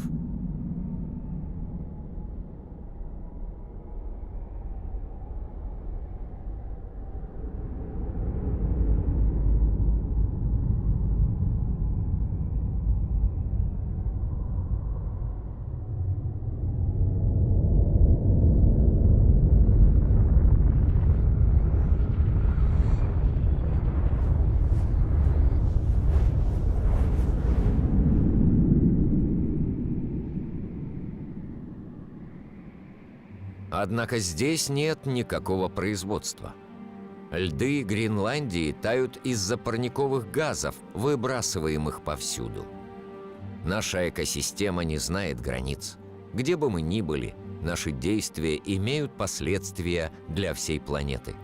Атмосфера Земли едина и неделима. Она – наше общее достояние. На поверхности Гренландии начинаются появляться озера. Еще 10 лет назад такого быстрого таяния ее льдов не предвидели даже самые пессимистически настроенные ученые.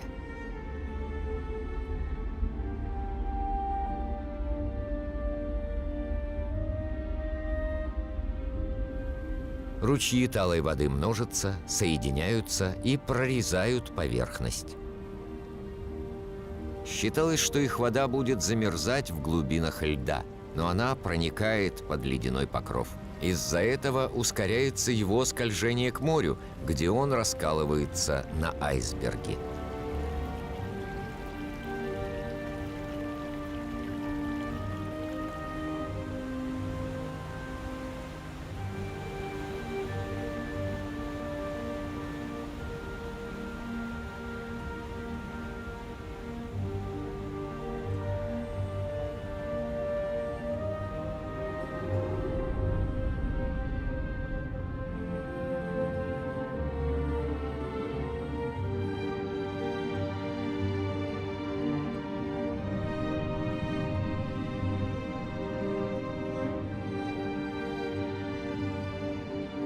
Пресная вода гренландских ледников постепенно смешивается с соленой водой океанов, создавая угрозу для низинных земель.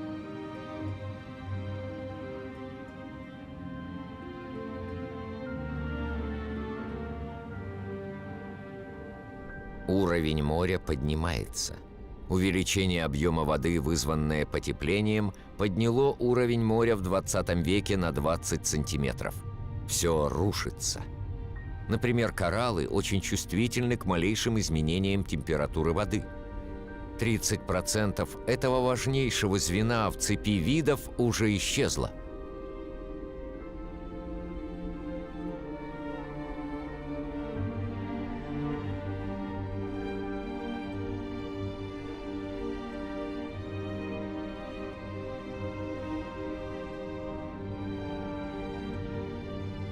В атмосфере меняются траектории ветров. Нарушается цикличность дождей, меняется география климатов. Жители низких островов, как здесь на Мальдивах, могут пострадать первыми. Их тревога растет. Некоторые из них уже ищут себе приемную родину.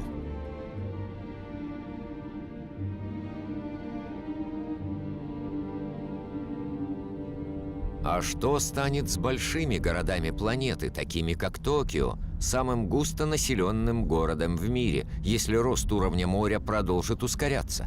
С каждым годом прогнозы ученых становятся все более тревожными. Ведь на прибрежных равнинах живет 70% населения Земли. 11 из 15 крупнейших городов мира расположены на побережье или в устьях рек. С ростом уровня морей соль вторгнется в горизонт грунтовых вод, лишая людей питьевой воды.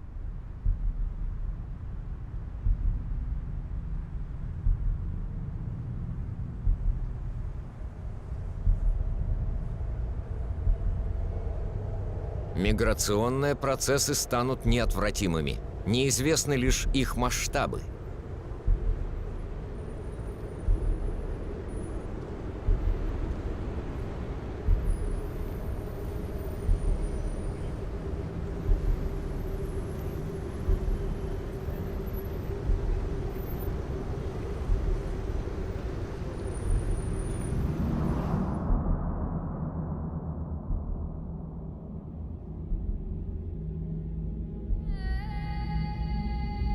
Гору Килиманджаро в Африке трудно узнать.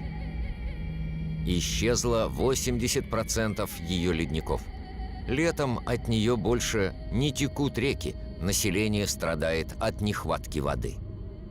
Даже на самых высоких вершинах мира, в сердце Гималайских гор, вечные снега и ледники отступают. Эти ледники чрезвычайно важны для круговорота воды. В сезон дождей они накапливают воду в виде льда, а летом, во время таяния снегов, отдают ее.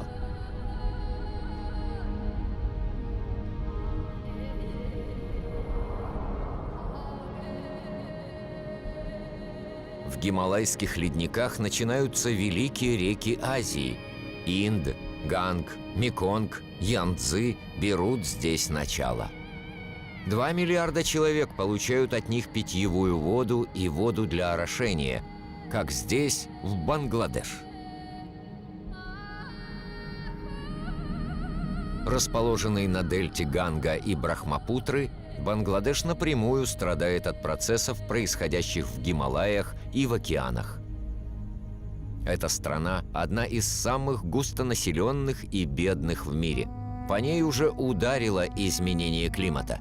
Под воздействием наводнений и ураганов, все более и более сильных, треть его территории может исчезнуть.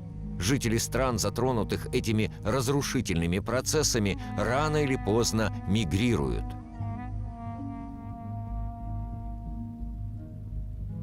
Богатые страны не останутся в стороне. Засухи возникают по всей планете. В Австралии пострадала уже половина земель.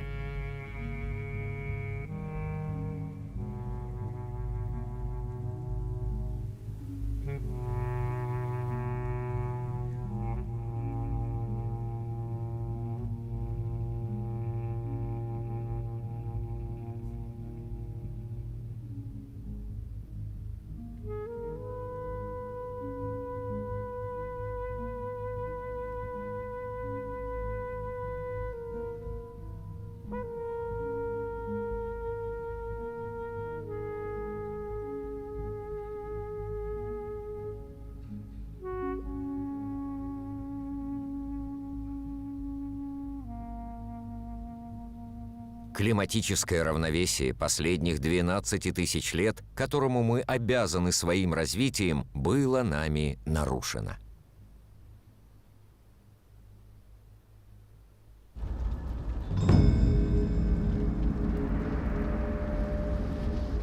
Пожары учащаются и достигают больших городов. Они тоже ускоряют потепление. Горящие леса выделяют множество углерода. Климатическая система планеты полностью расшатана. Расшатаны ее ключевые составляющие.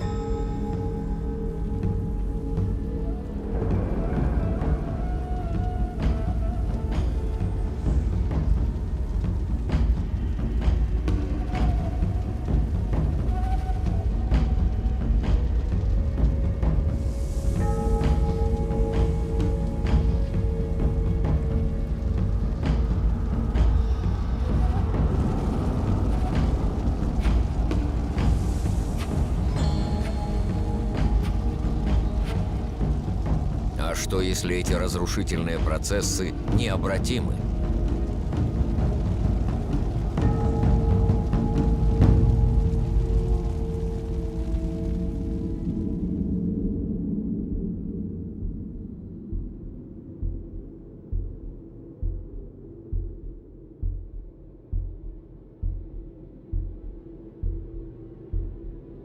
Шкала климатических изменений здесь, среди этих великолепных пейзажей.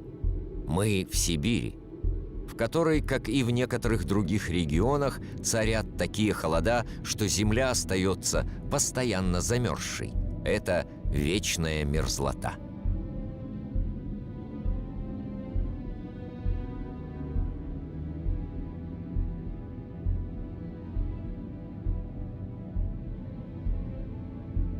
Под землей спрятана настоящая климатическая бомба – метан.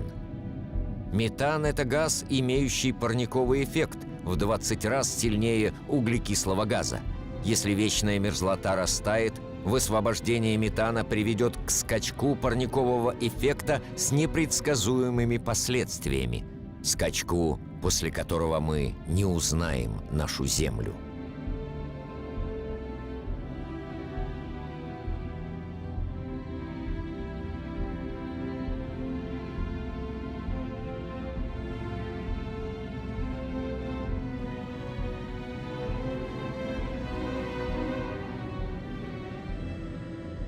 У человечества есть лишь 10 лет, чтобы обратить этот процесс и не переступить границу этой незнакомой Земли, которая может стать нашей.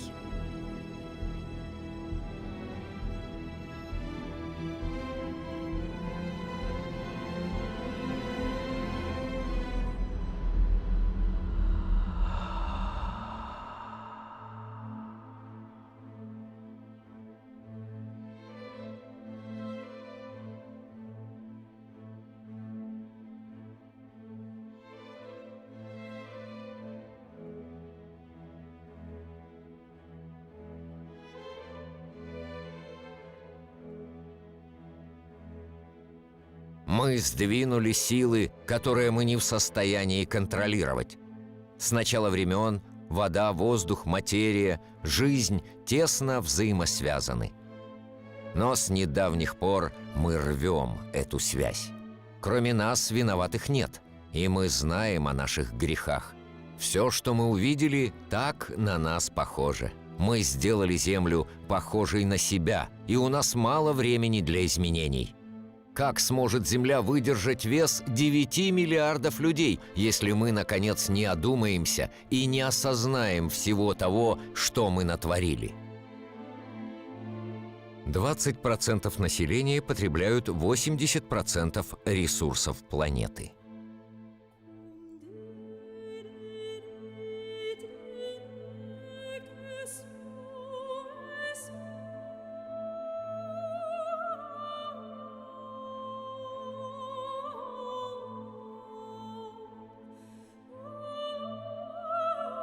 Мировые военные затраты в 12 раз превышают помощь развивающимся странам.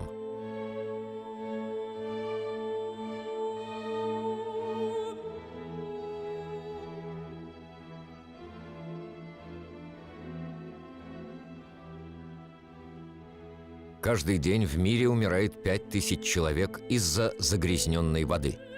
1 миллиард человек не имеют доступа к питьевой воде.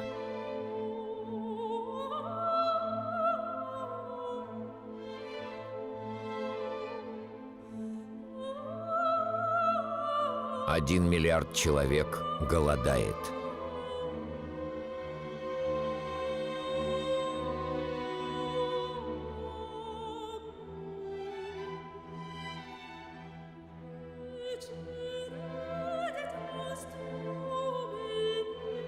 Более 50% урожаев зерновых идут на корм скоту или на биотопливо. –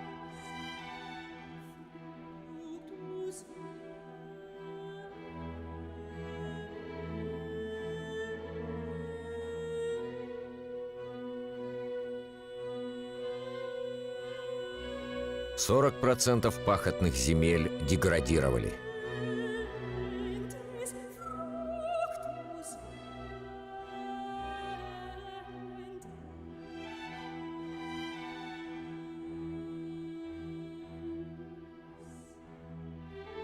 Каждый год исчезают 13 миллионов гектаров лесов.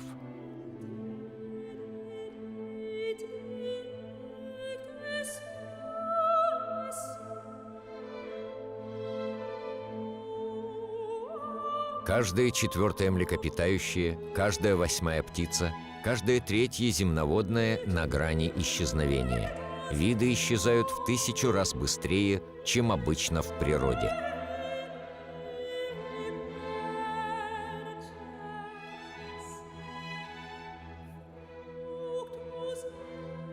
Три четверти рыболовных ресурсов истощились или на грани истощения.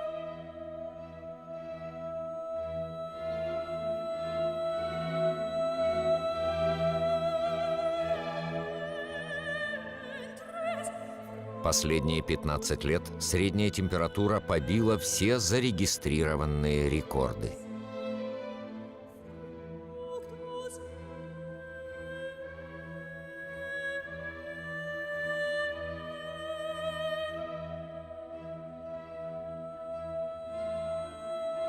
За 40 лет ледяной покров стал тоньше на 40%.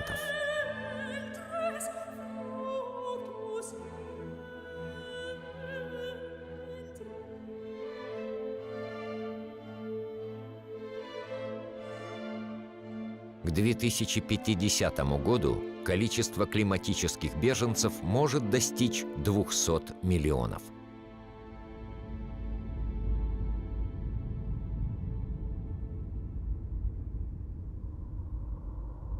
Цена наших дел высока, и платят ее также другие, ни в чем не повинные существа. Я видел, как лагеря беженцев, огромные как города, были брошены на произвол пустыни.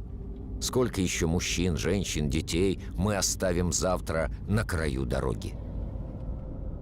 Обязательно ли строить столько стен, стающих преградой людской солидарности и разъединяющих людей, скрывающих счастье одних от несчастья других? Слишком поздно быть пессимистами. Я знаю, что даже один человек может разрушить все стены. Слишком поздно быть пессимистами. В мире 4 детей из 5 учатся в школе. Никогда еще образование не было доступно стольким людям. Действовать может каждый, от богача до бедняка. Лесото – одна из беднейших стран в мире, больше всех инвестирует свои богатства в образование. Катар – одна из богатейших стран, начинает контакты с лучшими университетами мира. Культура, образование, наука, инновации – это ресурсы неисчерпаемые. Перед лицом беды, страданий миллионы неправительственных организаций доказывают, что солидарность народов сильнее эгоизма государств. В Бангладеш один человек додумался создать немыслимый банк. Он одалживает деньги лишь бедным. За каких-то 30 лет он изменил жизнь 150 миллионов человек во всем мире. Антарктика – континент с огромными ресурсами, которые уже никто не сможет присвоить. Они стали резервом для мирных научных исследований по договору, подписанному 49 странами. Она стала достоянием всего человечества. Слишком поздно быть пессимистами. Около 2% территориальных вод мира стали заповедными. Это мало, но это в 2 раза больше, чем 10 лет назад. Первым заповедникам лишь немногим больше 100 лет. Они покрывают свыше 13% территории континентов. Они становятся зонами, в которых деятельность человека сводится к сохранению видов, грунтов и пейзажей. Этот пакт человека с Землей может стать нормой, а не исключением. В США власти Нью-Йорка поняли, как природа может помочь человеку. Местные леса и озера дают питьевую воду всему городу.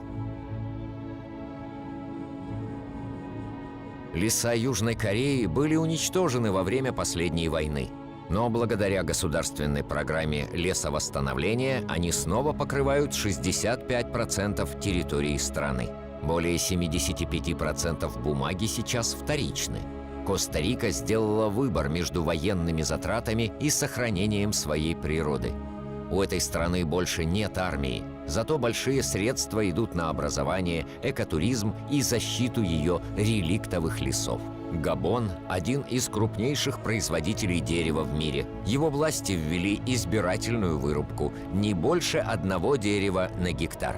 Лес играет важнейшую роль для экономики этой страны.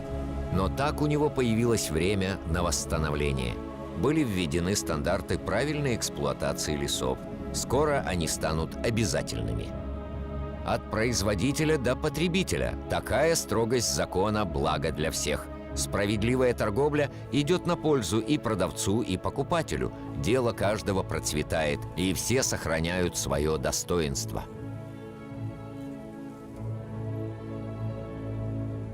О каких справедливости и равенстве можно говорить, когда одни имеют лишь примитивный инструмент, а другие наполняют амбары урожаем, собранным машинами, еще и получая государственную помощь? Нужно стать ответственными потребителями и думать, чей товар мы покупаем. Слишком поздно быть пессимистами. Я видел благоразумное сельское хозяйство. Оно может прокормить всех, если снизить производство мяса, захватившего умы людей. Я видел рыбаков, ответственно относящихся к улову и заботящихся о процветании морей. Я видел дома, самообеспечивающие себя энергией. В немецком Фрибуре 5000 человек живут в первом в мире экологическом квартале. Другие города равняются на этот проект. Бомбей – тысячный город, присоединившийся к нему. Власти Новой Зеландии, Исландии, Австрии, Швеции и других стран сделали приоритетным развитие возобновляемых источников энергии. Я знаю, что 80% потребляемой нами энергии ископаемого происхождения. В одном лишь Китае каждую неделю строится новая угольная теплоцентраль. Но в Дании я видел прототип такой теплоцентрали, которая выбрасывает углерод не в воздух, а в землю. Может быть, такой вариант распространится в будущем? Никто пока не знает. А в Исландии я видел электростанцию, работающую на геотермии, тепле глубинных вод. Я видел змеевидную гидроэлектростанцию, использующую энергию волн. Видел ветрогенераторы, стоящие на побережье Дании. Они производят 20% электричества этой страны. США, Китай, Индия, Германия, Испания все больше инвестируют в возобновляемую энергетику, которая уже создала свыше 2,5 миллионов рабочих мест. Ведь нет страны, где нету ветра. Я видел огромные пустыни, сверкающие на солнце. Если все на Земле связано, то сама Земля связана с Солнцем, главным источником энергии. Если растения научились накапливать эту энергию, то человек мог бы сделать то же самое. За 1 час Солнце дает Земле энергию, равную той, что человечество потребляет за год. Пока Земля существует, энергия Солнца неисчерпаема. Нужно лишь перестать рыть землю и поднять глаза к небу. Нужно лишь научиться приручать и возделывать солнечный свет. Все эти проекты лишь примеры, но они говорят о пробуждении сознания. Они готовят путь для человека новой эпохи, знающего меру, мыслящего разумно, способного делиться.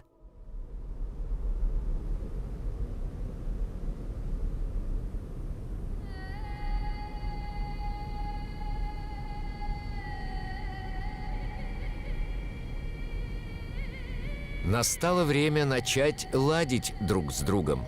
Ведь важно не то, сколько мы потеряли, а то, что нам осталось. Нам осталась половина лесов планеты, тысячи рек, озер и ледников. Еще живут тысячи видов флоры и фауны.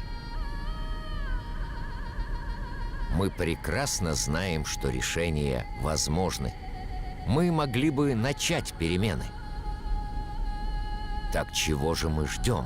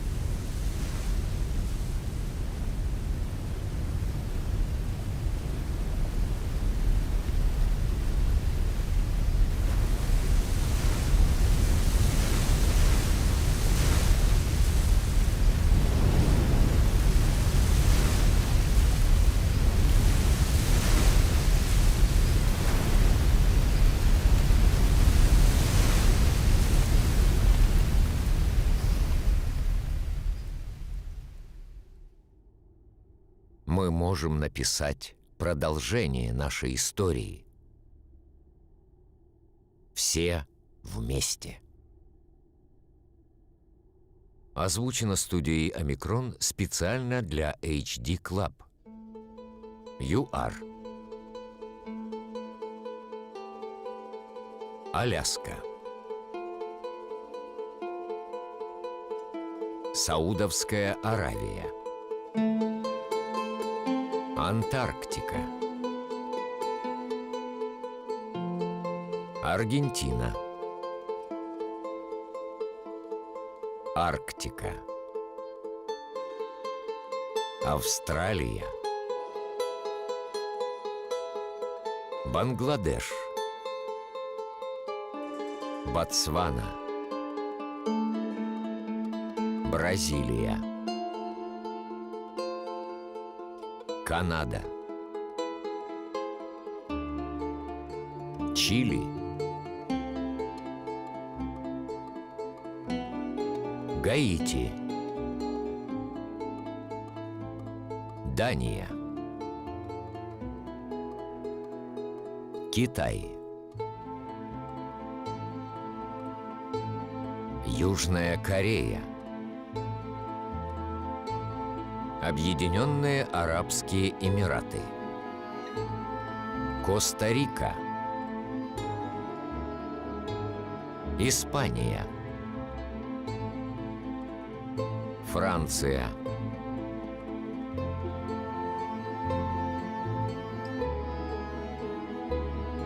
Габон. Греция. Гренландия. Маврикий. Доминиканская Республика. Индия. Индонезия. Исландия. Израиль. Япония. Иордания. Казахстан. Кения. Мадагаскар. Мальдивы. Марокко. Мали. Мавритания. Гибралтар. Непал.